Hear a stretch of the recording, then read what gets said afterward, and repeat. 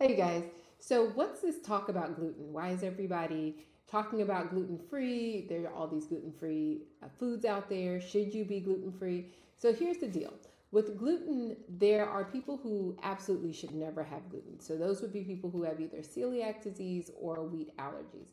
You probably know if you have one of those.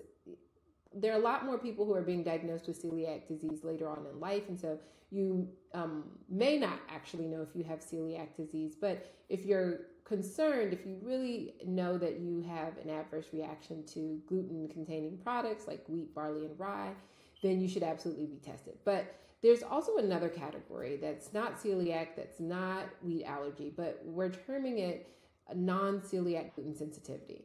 And this is the phenomenon where a lot of people are experiencing similar symptoms to those people who have celiac, but they don't have the antibodies that people with celiac have. So, what are some of those symptoms? They can be things like constipation, diarrhea, bloating, abdominal cramping. So, a lot of the irritable bowel syndrome type symptoms. But there are also what we call extra intestinal symptoms, things like fatigue, brain fog, depression, and anxiety that can also come from eating gluten. So, clinically, what I've seen is that there are a lot of people who actually feel better off of gluten.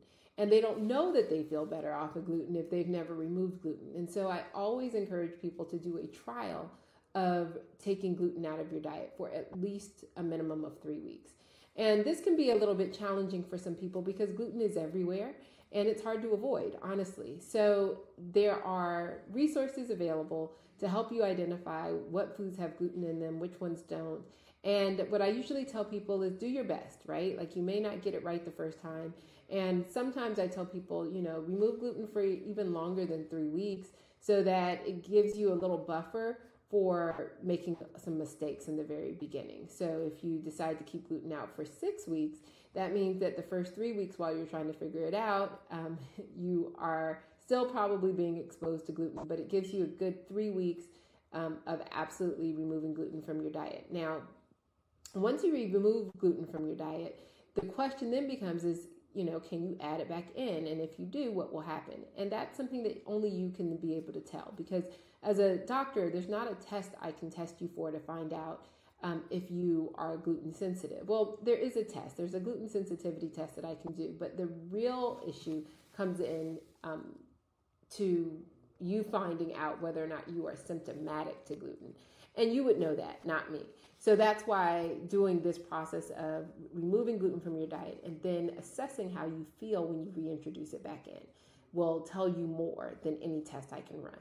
So what I encourage you to do is to remove it for at least a minimum of 3 weeks and then introduce it back in. And then you're going to look for symptoms. Are you getting more fatigued? Do you find yourself getting more tired in the middle of the day? Do you find that you're getting abdominal cramping or bloating?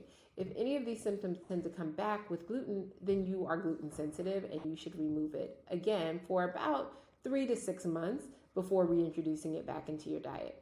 So there are, like I said, handouts that are available to you to help you figure out how to navigate this gluten world and this gluten containing world and the gluten-free world. So I hope that this helps. Talk to you guys later.